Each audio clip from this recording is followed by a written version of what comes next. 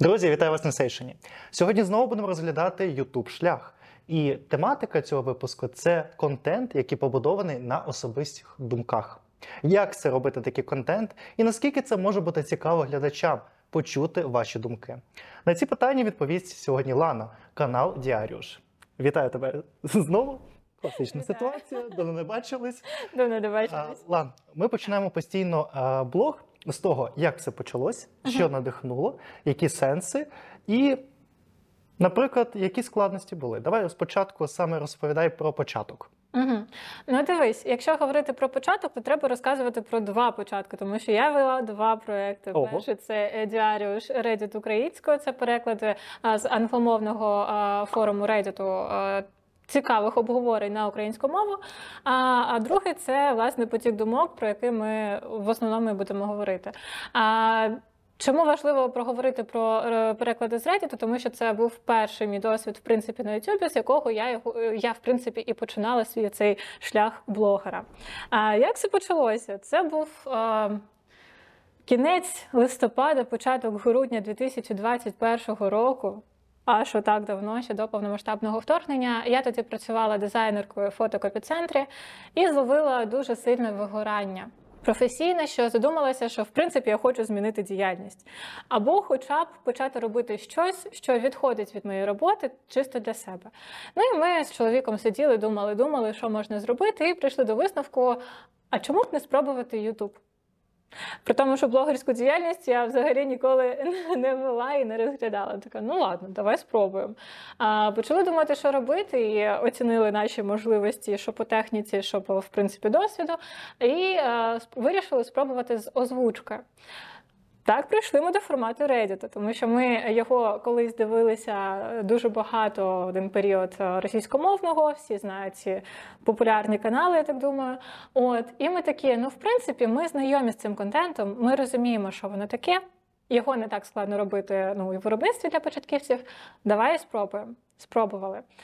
Купили мікрофон і почали. Коли вже почали готувати матеріал до створення першого відео, ми такі, на яку мову перекладати? І взагалі без обговорень просто вирішили, що це буде українська. Тому що це 21 рік, Маріуполь, ми російськомовні, середовище російськомовне, але ми такі, а нащо нам знову на російській, якщо такого контенту і так багато? І я давно хотіла спробувати щось українське. Ну і так прийшли до українського Ютубу, в принципі. Ну і пішло-поїхало. Створювали контент. І в якийсь момент, десь там через рік чи півтора, я вирішила, що треба якось модернізувати контент. І ввела нову рубрику «Муркотіння авторки». Тобто в кінці кожного відео на певну тематику я розказувала свою або історію, або думку на тему відео, умовно. І це дуже сильно зайшло, людям дуже було цікаво через якийсь час, якщо там раптом мені нема чого сказати, наприклад, на якусь тематику. Люди такі в коментарях, так, а що таке, де думка авторки, нам цікаво послухати. Це те, заради чого люди смотрять, і вони прям так пишуть. Я тоді почала усвідомлювати, що мені є що сказати, в принципі, і аудиторії, і цьому світові, і що вже я доросла до того, щоб створювати контент не тільки з думками і історіями інших людей, тобто переклади історії думок інших людей з обговорення реддітів, а я можу розказати щось своє. Але створювати такі відео на каналі, де переклади з Reddit, це було трошки недоцільно, і текст з'явився потік думок Діаріуш. Формат Reddit ти просто читала текст, ти в кадрі не була. Просто були скріншоти якихось переписок, чату цього умовного форму. Не зовсім. Дивись, спочатку це починалось так, як закадрова озвучка. Так. Це було просто мій голос і текст на фоні.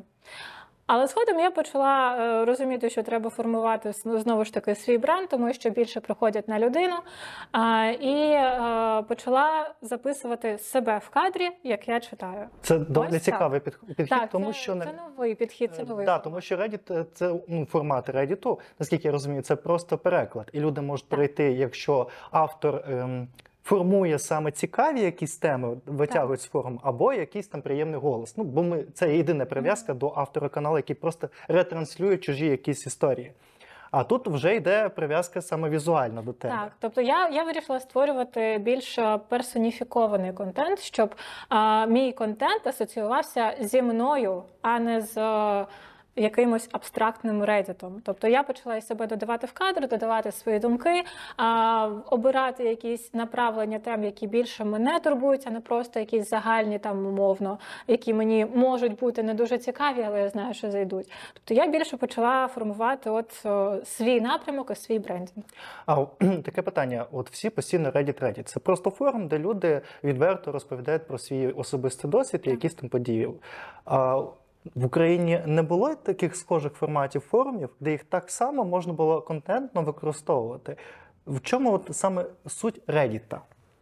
Суть Reddit взагалі в тому, що там сидять люди з усієї планети, з усіх країн, тобто можна послухати досвід абсолютно різних людей з різним менталітетом, з різними історіями і контекстами. Якщо казати саме про Україну, це може бути хіба що Twitter. Але Twitter – це дуже невелика бульбашка, по-перше. По-друге, там дуже обмежена, ми знаємо, кількість символів, тобто великих історій ми там не почитаємо, а це дуже велика рідкість. Тому основою такого формату все ж таки є саме Reddit.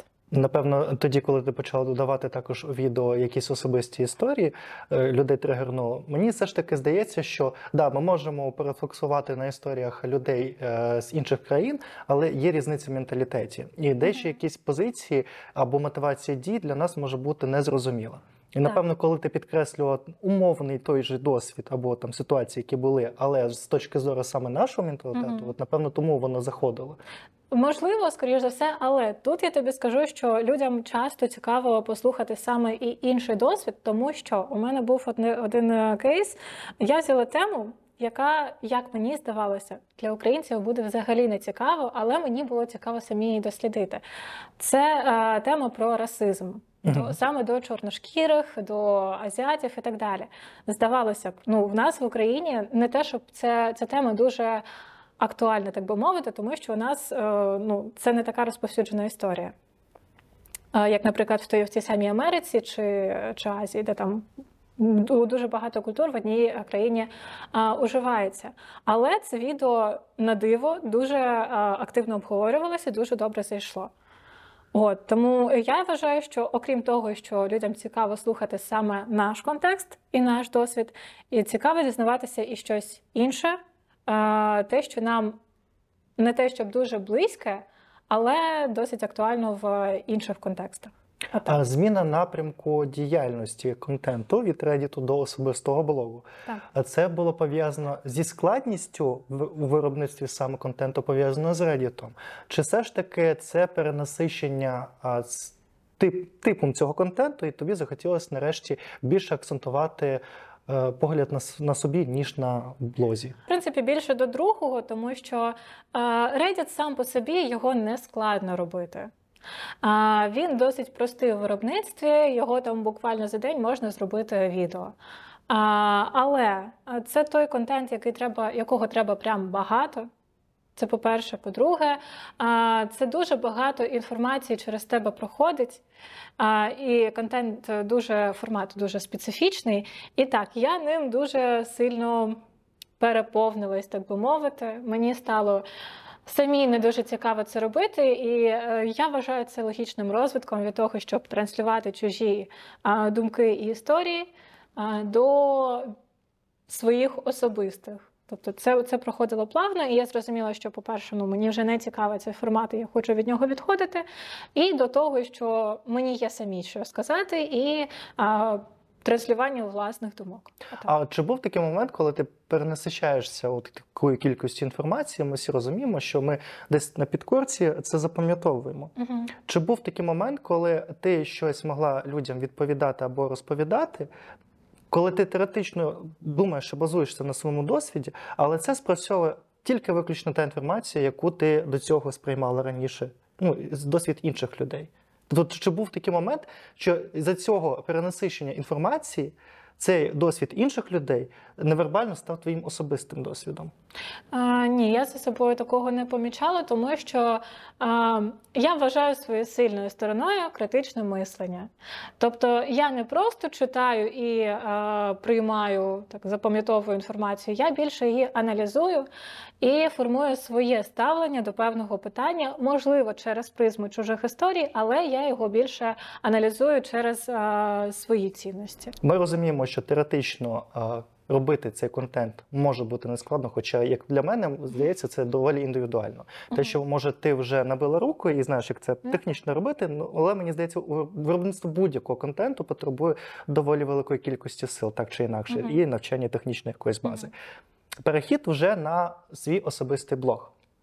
Як пройшов для тебе цей перехід? Тому що по своєму досвіду я розумію, розпочинати постійно якийсь новий канал і маючи вже якийсь існуючий канал з якимось вже результатом, для мене було теж так психологічно складно, знову ж таки, починати все з нуля, з маленьких переглядів, коли ти вже звик до якогось іншого показника. От як пройшов для тебе цей перехід?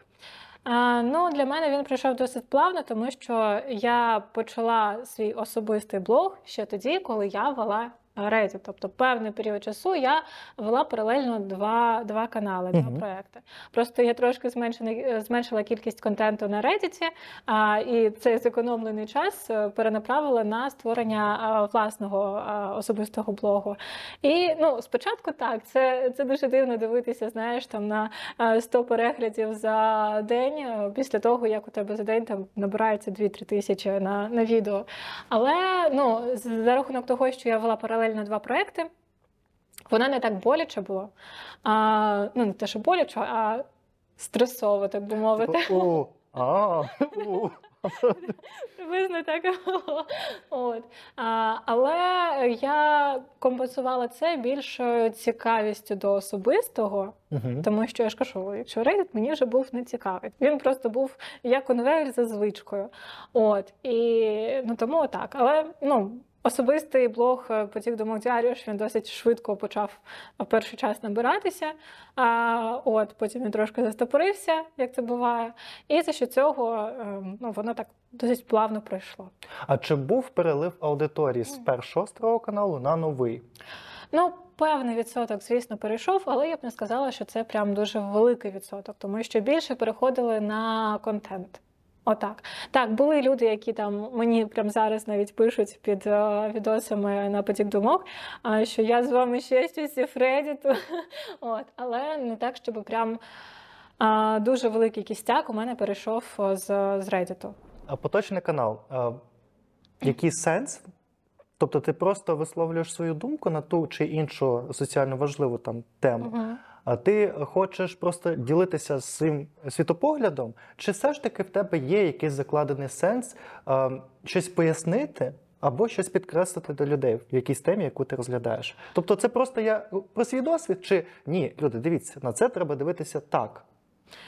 Це 50 на 50. Ну, по-перше, так, поділитися своїми думками на якусь наболілу тему. Ну, там, наприклад, там ті самі блогери, чи які транслюють якусь російську культуру, і я хочу це проговорити, та пояснити людям якісь базові речі. Тому що, насправді, я у своїх відео не розказую якихось там високих матерій чи неочевидних речей.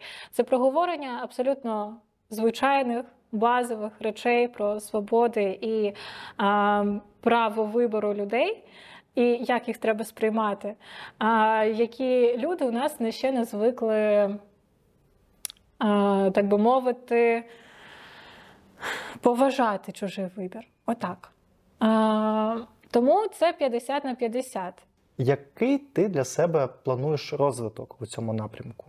Тобто ти будеш вести саме цей напрямок, там, роздуми, чи все ж таки ти також хочеш у майбутньому розкрити себе і в інших напрямках? До прикладу, там, оглядати фільми, я не знаю, вести ще якісь напрямки творчості. Тобто для тебе комфортна ця ніша, коли ти чесно з глядачем і розповідаєш про своє особисте, і це от виключно для тебе є самим головним. Чи все ж таки ти можеш розмовляти з глядачем на різні теми? Я все ж таки більше акцентуюсь на особистих думках, тому що особисто для мене набагато цікавіше спостерігати за особистістю. І тому я і формую свій брендинг, можна так сказати, на своєму особистому. Плюс я дуже чесна зі своїм глядачем. Я ділюся тільки тим, що я думаю, тим, які думки сидять в моїй голові. І тобто я можу там умовно оглянути ту саму вагітну у 16, проте я буду це транслювати через своє ставлення, свої погляди на певні речі, а не просто якісь там рандомні сміхуйочки, так би мовити. Тобто більше це аналіз через власну призму власних думок, тому що я вважаю, мені є що сказати на ці теми. Можливо, доволі пікантна тема, чесно тобі скажу. В мережі Twitter ми доволі тісно всі спілкуємося, взаємодіємо. Я також підписаний на сторінку Діаріуш. І доволі часто ми можемо бачити на особистій сторінці в Twitter Лани, що вона іноді постить доволі, я б не можу сказати прям відверті фотографії.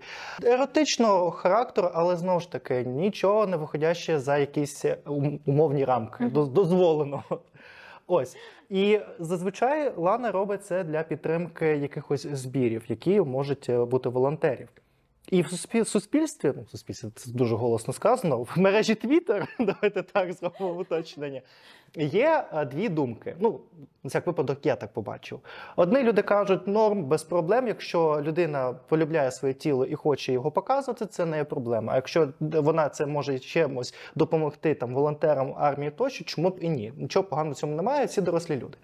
І є інша теза, що людей це дуже сильно бентежить, що збираються гроші на армію, перепрошую, це не в ту сторону, голими задами, цитуючи написи. І ось тут питання відповідно до тебе. Роблячи цей контент, в принципі, це контент. Це є момент звернути увагу людей, бо вже інакше взаємодіяти неможливо, бо багато чого ми вже робимо, щоб якось зібрати кошти, і якісь аукціони, і вже не знаєш, що придумати, щоб зверніть, будь ласка, увагу, потрібна ваша допомога. Чи все ж таки це є момент нарцисизму? Що, я собі подобаюсь, і я хочу це показати. От в чому є цей момент? Дивись. Коли художник своєю творчістю створює картину для того, щоб виставити на аукціон і просунути збір. Це нарцисизм і я такий класний художник, і хочу це показати, чи це підтримка? Якщо сказати так на поверхні, це підтримка. Але я тобі скажу так, з свого досвіду я знаю багато людей, які б це все-таки зробили з точки зору нарцисизму. Добре, з точки зору нарцисизму. Але це дає свої результати? Напевно, саме головне – це результат. Це дає свої результати. Немає сенсу в мотивації, якщо це дає результативність. Тому я вважаю, якщо у людини є якісь сильні сторони, є якісь таланти, є якісь переваги, якими він може допомогти на хороший результат, чому це не можна використовувати? До того ж, так вже влаштовані люди, що нас тригерять зачасту дві основні теми. Це смерть і це секс. Їжа. І їжа. Окей, три речі. Смерть, секс і їжа. Через смерть ми, в принципі, і так всі бачимо, вона нас оточує, тому що навколо війна. Це один із негативних все-таки в переліку пунктів, який, чесно, я хотів би замінити чимось іншим. Всі б дуже хотіли, але це наша реальність, факт. Через їжу, вона тригериться, але не так. Але є ще пункт секс, який набирає перегляди, який тригерить дуже багатьох людей. Котики? Підсказка була. Не завжди. Я виставляю котиків, котики не так набирають, як гола. До речі, наприклад, Кіншов теж писав, що котики не дуже допомагали у зборах в нього. Взагалі не дуже. У мене дуже мила киця, я можу потім скинути фотки, тут десь з'являться, але вона не так багато набирає, як, наприклад, ці самі хтивки. І якщо пост залітає я знаю, що пост залетить, якщо я виставлю хтивку, і він набере охоплення, і його побачить багато людей, відповідно, більше потенційних донорів, тобто людей, які можуть задонатити, цей пост побачать. Ну так, якщо взяти все ж таки структуру Твіттера, чим більше взаємодії з постом, тим більше Так. охоплення буде. І навіть якщо просто його лайкнули, бо сподобалась картинка, і люди не читали, до чого воно закріплено, але це дасть можливість, що цей пост буде показаний тим людям, які все ж таки будуть взаємодіяти донатом для армії. Так. Тому, відповідаючи на це питання, чому це не можна, ці переваги, які у тебе є, не можна використовувати для хорошого результату? Я тебе зрозумів. От і А все. наступне, я розумію, що знову ж таки відвертість в мережі інтернету Так. може б спровокувати доволі не те, що негативне ставлення, а взаємодію з неприємними людьми, називаємо таким чином. Угу. Коли люди можуть неправильно щитувати твої дії, бо вони так собі це вирішили.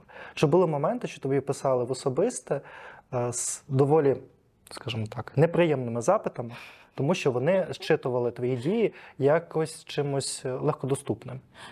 Ні, насправді у мене таких ситуацій не було, щоб мені прям писали щось непристойне, тим паче в особисті. Тому що, окрім того, що я виставляю подібні фотографії, я ще веду достатньо відвертий особистий блог в Твіттері. І всі знають, принаймні ті, хто хоч раз заходив на мою сторінку, що я заміжня. І що у мене з чоловіком просто чудові відносини, і тим паче ми в самому Твіттері з ним дуже часто взаємодіємо. Це одного разу стало також шокуючим експресом по одному посту, який Лана писала стосовно дружніх стосунків з чоловіком. Я це просто пам'ятаю, і я такий ого. Ні, там в плані, що це було показовий гарний приклад стосунків з чоловіком. І довіри, саме головне, довіри. Так. Але люди трошки інакше це щитували. Як люди считали, то вже не моя проблема. Я транслюю те, що ми достатньо вільні люди, і наші стосунки будуються на довірі, а не на обмеженнях і залякуваннях. Тому за рахунок того, що я достатньо відверто розказую про свої стосунки з чоловіком, всі знають, що в мене є чоловік, і подібних якихось непристойних запитів мені не приходило ні разу. Повернемося саме до діяльності напрямку твого особистого блогу. Так.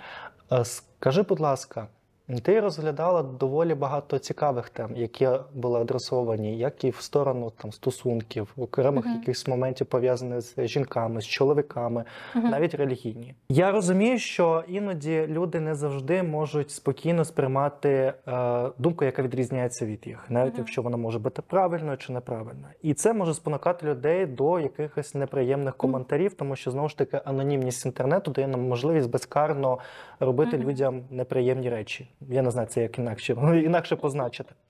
За свою діяльність особистого блогу. Чи багато у тебе було стикнення з хейтерами за якусь свою тезу? І якщо це трапляється, як ти з цим справляєшся? Як ти взаємодієш з хейтерами? І як ти можеш себе від цього відокремити, щоб це на тебе не впливало негативно на твою роботу? Диви, прям персональних хейтерів я не те, щоб можу себе виділити, щоб у мене були, але бувають такі персонажі, які залітають на канал, дивляться кілька відео, і під кожне відео там напишуть якусь, щось виригають, як то кажуть, а можуть потім іще прийти через певний час і ще там щось написати. Проте, я дуже іронічно до цього ставлюся. По-перше, я можу потягнути приколи з них, я можу це поскріняти, потім посміятися з своєю адекватною, лояльною аудиторією в інших соцмережах, в тому ж Твіттері чи в Телеграмі. Але у мене позиція така, що я спочатку спробую вести діалог. Я ніколи одразу не блокую і не посилаю, а пробую провести діалог, щось зрозуміти, що людина має на увазі. Причому досить лояльно. Я дуже вічлива зазвичай з такими людьми. Я на ти ніколи не переходжу. Коли я вже там провела діалог і поняла, що вже все, я або просто блокую, або ігнорую. І я ніколи не сприймаю це якось на особисте. Тобто я стараюсь дистанціюватися. Тобто отакі от хейтери і не дуже адекватні персонажі особисто мене абсолютно ніяк не задівають. Тим паче, що коли я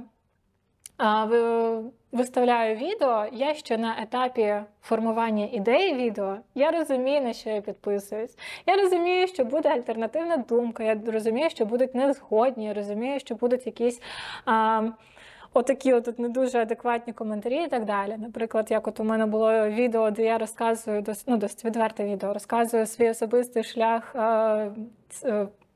досвіду з взаємодії з церквою, а я 20 років пробула в баптистській церкві на хвилиночку. І те, як я звідти пішла, і я розказую по поличках, чому. І в коментарі приходять люди, які намагаються мене повернути до церкви, розказуючи, Бог тебе покарає і так далі. Ну, я розумію, що таке буде. Я ще на етапі формування ідеї, я розумію, що таке буде, і я готова до цього. І якщо я не готова, я просто не буду про це говорити. Отак от. Наступне питання, воно пов'язано з діяльністю YouTube. Я задаю його постійно всім креаторам, тому що це важливе, на мою думку, питання, з яким ми постійно стикаємося. Це медійна відповідальність за свій контент, за ті тейки, які ти транслюєш аудиторії, тому що, на жаль, люди іноді сприймають думку блогера як безумовно правильною і не завжди ставляться критично до цієї думки або в якийсь діалог. І, відповідно, відповідальність за твої дії у контенті, що ти транслюєш. Як знайти ту середину, коли це є допустимим і це є твоя особиста думка, яка може десь відрізнятися від загальної думки. І де відповідальність є та, де ти не маєш умовного права ретранслювати якусь особисту думку, бо це може негативно впливати на суспільство. От для тебе які є тейки, де ця є межа спрацьовує? Ну, як на мене, тут, як і в медицині, головне не нашкодити. Тому що так, люди, я хоч намагаюся навчити людей критично мислити, я це не раз піднімаю у своїх відео, у багатьох відео проговорюю, що люди вчаться думати критично і так далі. Я розумію, що далеко не всі це вміють робити. Тому, коли я щось записую і проговорюю, і ще на етапі сценарію я аналізую, чи можуть считати мою думку якось неправильно, чи не нашкодить вона, якщо до неї дослухаються, умовно. Тому я 10 разів краще подумаю, що сказати, і в разі чого, якщо я неправильно сформулювала, я краще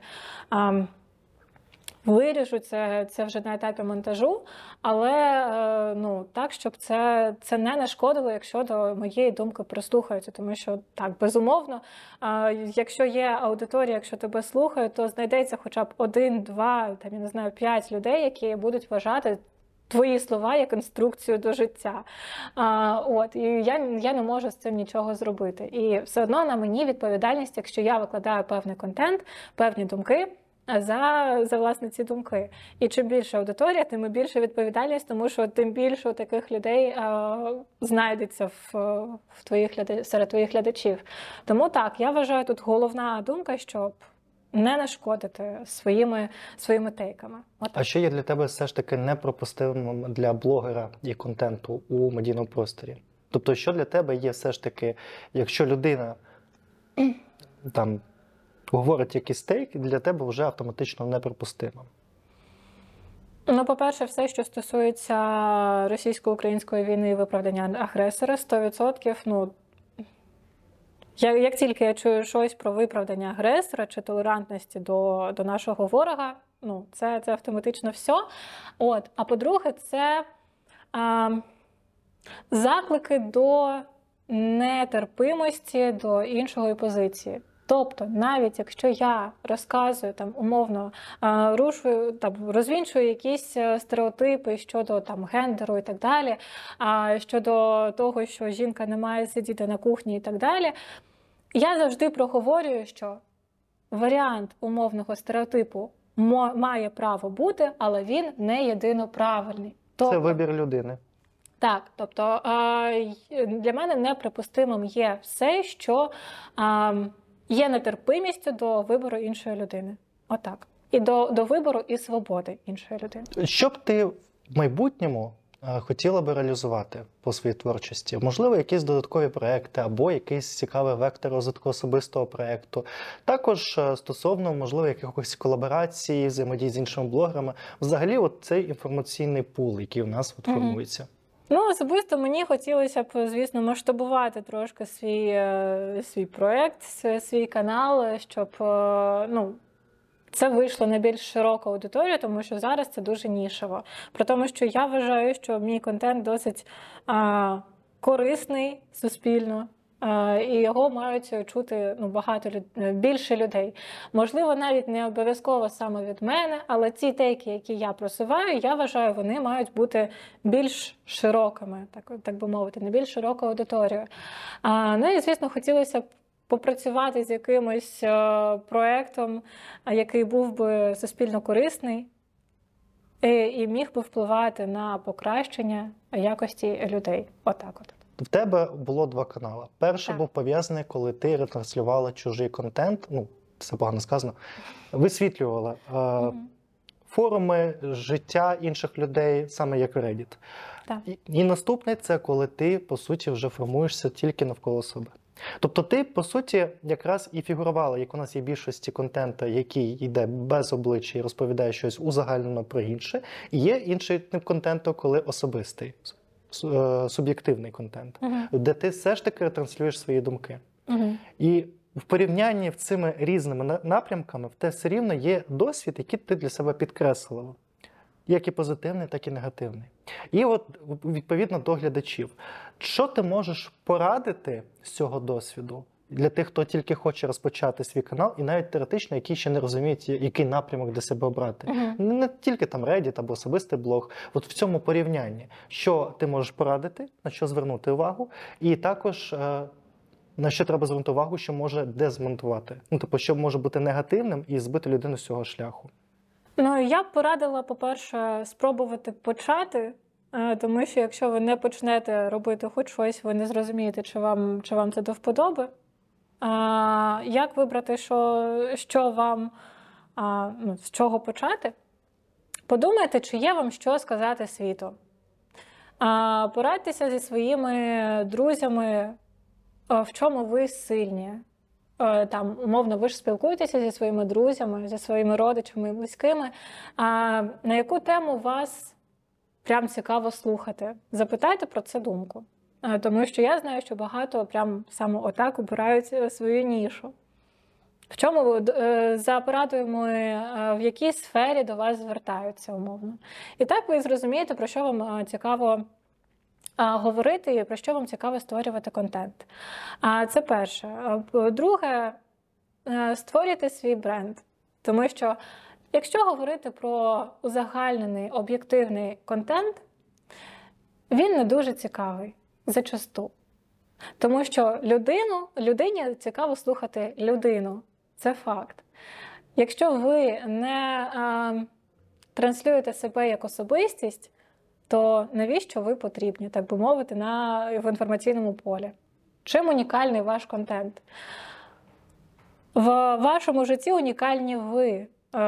Тому і робіть унікальний контент, і тоді вас буде цікаво слухати.